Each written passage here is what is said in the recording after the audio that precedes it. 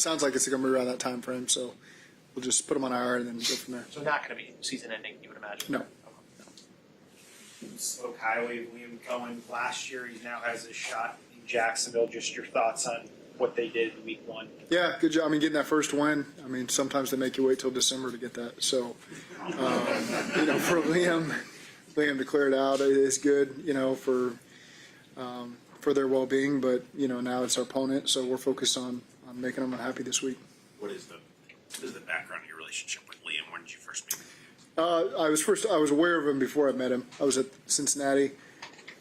University of Cincinnati. We were getting ready to play somebody, and they were playing Maine. The tape was Maine's offense versus whoever we were playing, UConn or Temple or whoever it was, and it was a really well-coordinated offense. And so I looked up who the coaches were, and the coordinator was a guy named Liam Cohen. Played for a national championship at UMass, quarterback, so I could see all the traits there. And fast forward a couple years later, I was in LA, and I was moving from assistant receivers to quarterbacks, so we needed someone to fill my job. Shane Waldron recommended a guy that he'd worked with at UMass named Liam Cohen. And so I jumped on that when I heard the name. I said, that's I don't know him, but if your tape's your resume, he's pretty dang good. So we interviewed him, hired him, worked with him for a year, and then we've just stayed in touch ever since. How do you know if an offense is good, well-coordinated on tape, if you've never, Well, I mean, they know what they're doing. It's the way they attack the defense, the way all 11 operate. I remember, I think Maine at the time they were under center and running West Coast, elements that I'd been taught with a quarterback that was performing really well. So you could enough for me to look up and say, who is this, and so that was the first time his name was on my radar. What's the biggest message for the team, biggest point of emphasis coming off last week going into this week for you? Well, the turnover battle, number one, is so critical. To go 2-0. Jacksonville leads the league right now in that margin. They're first. We're tied for second. So I think that goes a long way in deciding these early season games, is the discipline aspect of all this stuff. And we're excited to be at home. I mean, to be 1-0 and come home, and I know our fans are juiced up, and so I know these guys. That's going to be a big part of this game too, is using the home field advantage to our advantage there. What's Burrow like after a week where maybe the offense isn't as good as y'all want it to be? What's he like in the week leading up to the next game? He's focused on winning, and so I think for all of us to get that first win, knowing how things have gone previously, thankful to get that opportunity, but also self-critical enough for all of us we got to be better in the second half there to be able to put more points on the board to help our team, and so I think none of us run from that. What's it like preparing for Travis Hunter?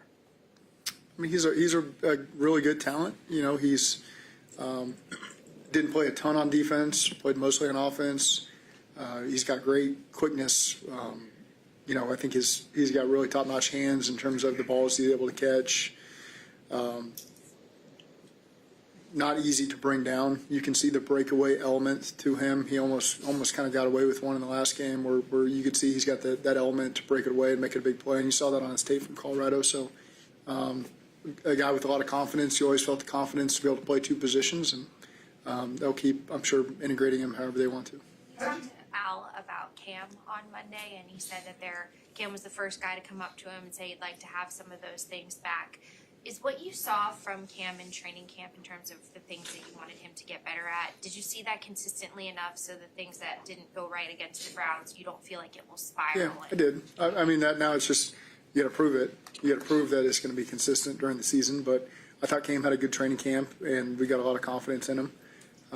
Some of the plays were not his best plays in the game the other day, and so again, I see better than I hear. So just show us that you're going to improve on that, and I trust that he will. Did you see DJ Turner improve kind of from the first day of training camp to the end, and obviously having confidence in him on Sunday? Always competitive. He had a small setback there for about a week and a half at the end of camp.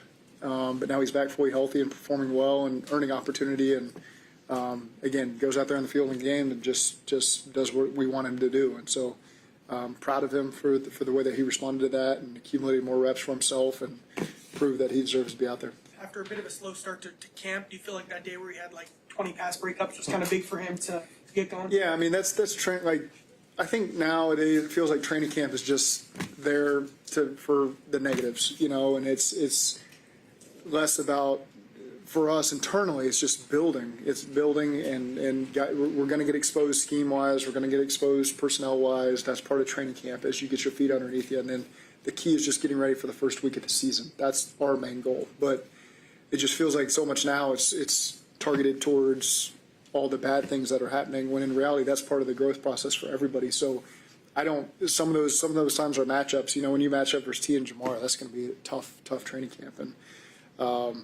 so I was really proud of the way that DJ has just competed, and you're getting the best version of him, and that's awesome to see. And I think all of our DBs continue to grow from that, and training camp's good for all of us. One of the DBs was Jordan Battle was very noticeable in his impact on Sunday. Is that part of the scheme change with the new defensive coordinator, or is that just his development as a player? I think it's a little bit of everything. I think it's just the growth in this league. I just saw him playing really fast as an open field tackler, as a communicator. That's what I felt from Jordan. And so the energy that we see all the time off the field, you really felt that on the field. And I was happy to see that, because we're going to need that. And again, Jordan's a guy who's got the leadership qualities, and he's got the play to back that up as well. Dan Picture was telling us, Zach, that don't read too much into usage in terms of turning into trends offensively. How much do you have to keep that in mind as a head coach, that, I'm just going to focus on what the game plan dictates as opposed to trying to get guys worked in? Well, it's all of it. It's all.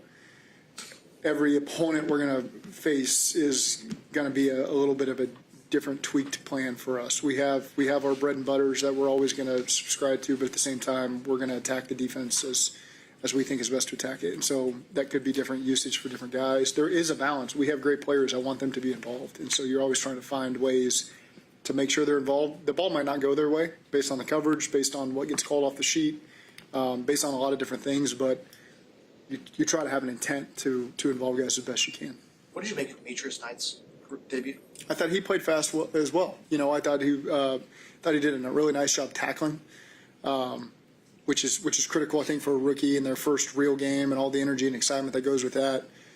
So I thought that obviously there's some things I think you're going to point to every player on a team that could do a little bit better, but I was really excited to see the element of calmness that he and a lot of the rookies played with. It seems he really enjoys tackling. Did that come up on tape when you went through the I just think he enjoys football. I mean, you're talking about a guy who's married, he's got kids, like he understands this is more than just a game. This is a way of life for him, and he's kind of had to have that on his shoulders every step of his career.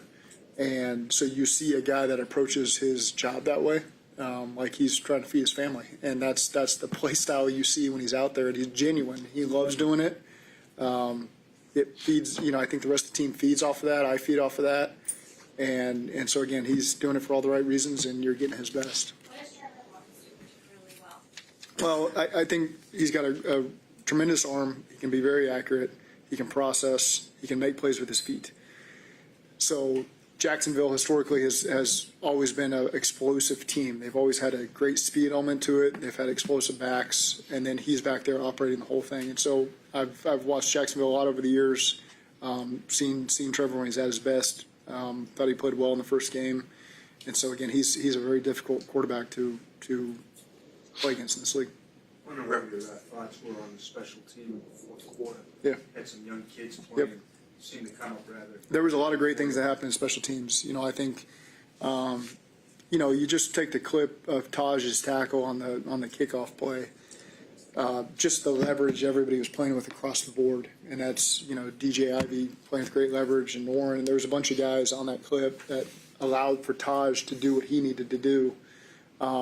But then just the punt protection. Tyson Anderson's the PP, and the punt protection on the final punt, the +50 to pin him on the one. PJ Jules has not played a lot of gunner for us to get it down there. So just the extra point, the PATs and the field goals, converting for us. There's a lot of things to like there, and I'm excited for those guys to continue to improve and really be an element that helps us win games. That punt in the dog pound was kind of, when he was punting out of the dog pound, that was wagging. Yeah. Like Wagner held up. Yep. Yeah. Again, yes, a lot of situations that came up for us that I thought we executed very well. The backed up punt's tough when we're backed in there on the 2-yard line or wherever it was, and then the game ceiling +50 to put it on the one. So there was a lot of things that I think those guys really stepped up to help us win that game. You referenced the home opener earlier. What are you looking for from Bengals fans? Yeah, here's exactly what I'm looking for. I know how loud we're going to be, and so let's do it early. Let's show them right out the gate. I think when Sam Hubbard is up there as the ruler of the jungle, every seat is packed.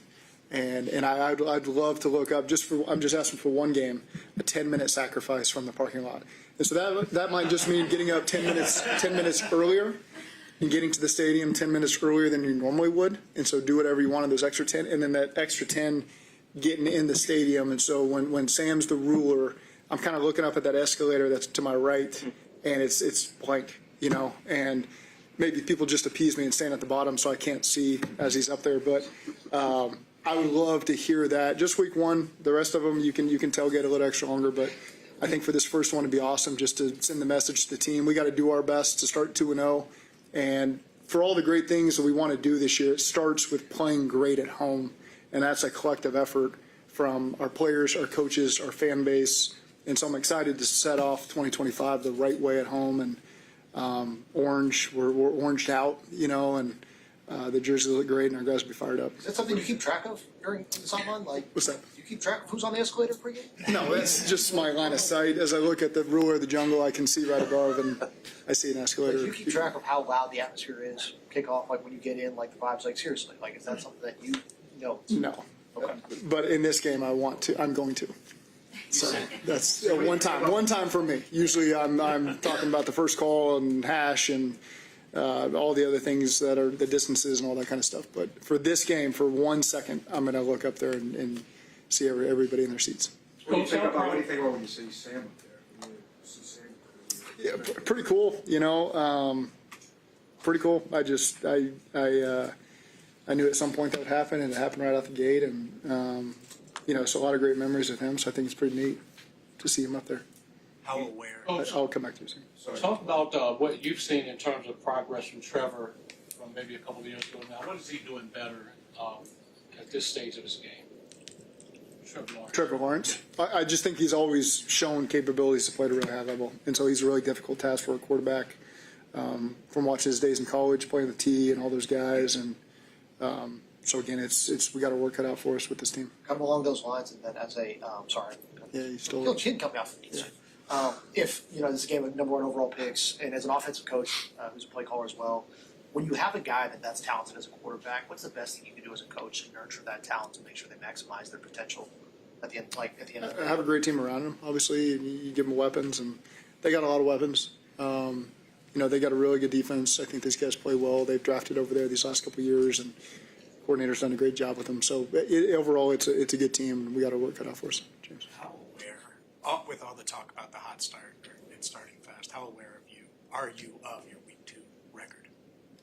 Zero awareness. I figured. What would it mean to win? It would be your first win in Week 2 since becoming head coach. Yeah, I just want to be 2-0. I know I haven't been 2-0 since I've been here.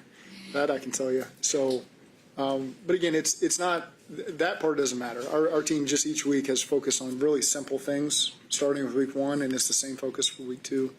And so, big picture wise, that doesn't concern us.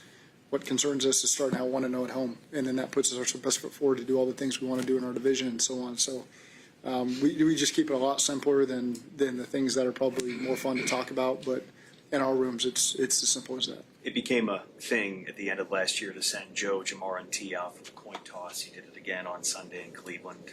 It feels like a small thing, but is it? Is that something you think about, or just going to ride it? I've worn the blue jacket that I have on every road game since we've been winning, so I'm going to keep wearing it. It's got all my kids' names in it, and I'm going to keep sending Joe, Jamar, and T out there until I decide that that's not what's best for us. Is there anything else you've done down the street? Nope, that's it. Those two things. Joseph Osai came close to getting to the quarterback a couple times Yeah. on Sunday. What'd you think of his performance? I think that there's a lot of things that we're really going to continue to like about Joseph, and I think the rush inside on the one, the primary one you're talking about that JB picked the ball off, causing Joe to push up and maybe not put it exactly where we wanted with his accuracy because Osai was right there. If he didn't hit it, he almost did, and so again, I think that you're going to just continue to see the best from all these D linemen. We got some good depth right now, and so we're going to have fun being able to utilize these guys in a lot of different ways and keep them fresh and out there, and so that they can affect the defense in a lot of different ways. And I love Joseph's energy. That's what you feel from Joseph when he's out there, his energy. You can use him a lot of different ways, and he's open to all that and really eager to make an impact for our defense. To that point, Zach, you brought in 2 more defensive ends yesterday, practice squad. Why is that so important in terms of building depth there? Well, multiple reasons. These are always guys. We don't just bring in people just for the heck of it. We're bringing in people for needs we have, whether it be practice, but these are guys that we had some regard for in the draft. And so for 2 guys to be available that we've liked, we've always been aware of. And so for the opportunity to come in and evaluate them and see how they can help us is exciting. They had a great workout. They're really good people. They fit in the locker room really well. We got people that know them. So we're just excited to get them out there at practice and see if at some point they can help us, as an elevation on the 53, and in the short term, help us get great looks in practice because I know that our scout teams did an excellent job last week in preparing the units that are going to play in the game. Okay, thank you. Thanks, Zach.